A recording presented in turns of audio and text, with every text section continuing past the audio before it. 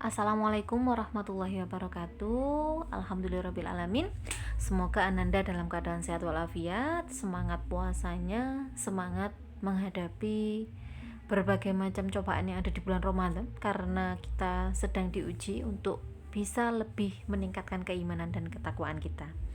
Oke, bimbingan konseling kali ini kita akan belajar bersama mengenai kecerdasan ganda. Kita awali dengan berdoa bersama-sama. Semoga Allah memberikan kemudahan dan kelancaran serta ilmu yang bermanfaat. Berdoa dipersilahkan. Oke, sedikit saya ingatkan tentang materi pada pertemuan yang lalu. Kita membicarakan mengenai mind mapping. Terima kasih yang sudah mengerjakan tugas, saya apresiasi, luar biasa antusiasnya, gambarnya cantik-cantik. Saya harapkan yang belum segera mengerjakan.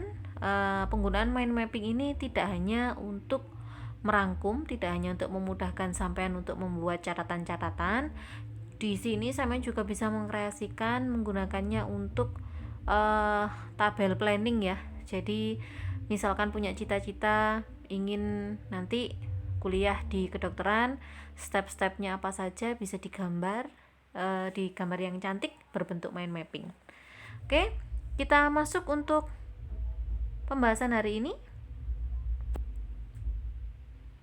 Nah, kita akan membahas mengenai apa sih itu pintar. Apakah yang disebut pintar itu adalah seseorang yang selalu ranking 1, yang nilai matematika, fisika, kimianya bagus, atau anak yang serius dan pendiam, atau anak yang memiliki ketelitian dan kecermatan. Bisa jadi salah satu ciri anak pintar ada di sana, tapi bukan berarti ciri-ciri ini adalah mutlak hanya untuk mengatakan seseorang itu pintar. Karena apa? Karena yang jago pidato di depan umum, yang punya suara bagus, yang pinter gambar, yang pinter masak, juga yang pinter naik turun gunung, yang suka berpetualangan, itu juga disebut dengan anak yang pintar.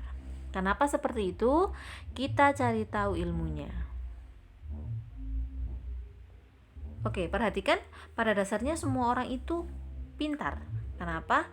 Karena setiap individu itu ternyata memiliki lebih dari satu jenis kecerdasan. Dan kecerdasan itu ketika ditumbuh kembangkan, didukung oleh lingkungannya, dia akan berkembang secara optimal. Jadi di sini Prof. Howard Gardner, beliau memperkenalkan tentang teori kecerdasan majemuk. Disebut majemuk karena jumlahnya lebih dari satu. Apa saja itu? Oke, ada 8. Satu, visual atau gambar. Ada teman-teman kita pegang pensil, pegang bolpen, tangannya coret-coret biasa, muncul gambar yang bagus. Ada lagi yang dengar suara musik satu kali dia sudah bisa langsung menirukan, hafal dengan bagaimana cara melakukannya, pinter main musik apapun dia bisa. Ada juga teman kita yang kalau waktu olahraga, nilai olahraganya selalu bagus, renang bisa, larinya bisa, basket bisa, volley bisa, ada juga kecerdasan interpersonal. Nah, ini ada inter, ada intra. Kalau inter, ini yang berhubungan dengan bagaimana seseorang bisa bersikap terhadap orang lain. Jadi istilahnya dia itu pinter untuk bersosialisasi. Itu interpersonal. Kalau intrapersonal, ini dia justru pinter mengembangkan apa yang ada di dalam dirinya. Dia berkembang dengan dirinya. Maksudnya dia punya konsentrasi yang bagus. Dia bisa mengetahui potensi-potensi di dalam dirinya. Itu yang intrapersonal, self smart namanya. Oke, ada kecerdasan naturalis. Sampean kalau melihat ada teman-teman yang suka naik turun gunung, istilahnya kayak nggak duwe wedi itu, atau teman-teman yang suka berpetualangan di alam, itu juga bentuk kecerdasan, namanya kecerdasan naturalis, nature smart. Berikutnya kecerdasan matematik, ini yang umum, orang mengatakan yang pintar matematika, pintar hitungan itu pintar. Saya bilang hanya salah satunya. Ada lagi yang terakhir adalah kecerdasan kata atau bahasa. Sampean kalau melihat ada teman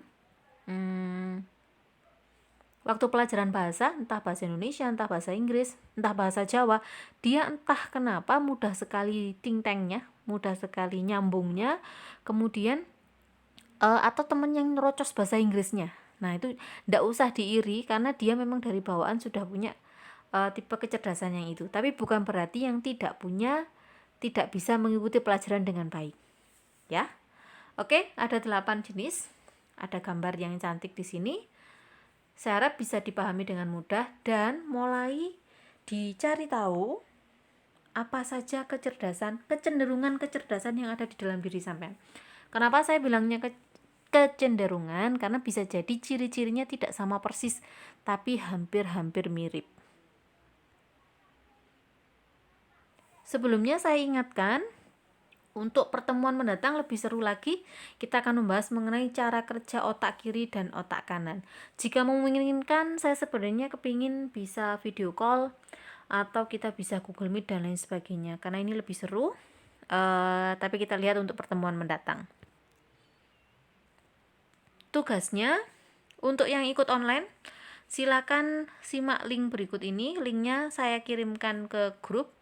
Nanti seperti biasa, kalau ada yang tidak bisa buka link dan lain sebagainya, segera menghubungi saya.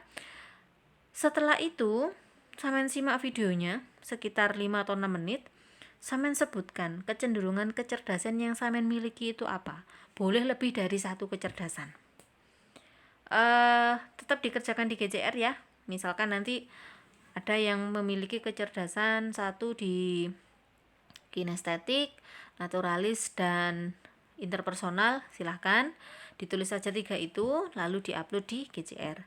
Saya lebih senang kalau sampai ngerjakan di buku karena bukunya juga kangen untuk sampai nulis di sana. Untuk yang online, silahkan menggambar lingkaran kecerdasan majemuk yang tadi saya gambarkan di depan. Boleh juga browsing di internet, nyontoh dari gambar yang di internet, silakan. Yang penting pakai yang 8 kecerdasan majemuk. Oke, alhamdulillah untuk pertemuan kali ini. Terima kasih, semoga bermanfaat. Saya akhiri, wassalamualaikum warahmatullahi wabarakatuh.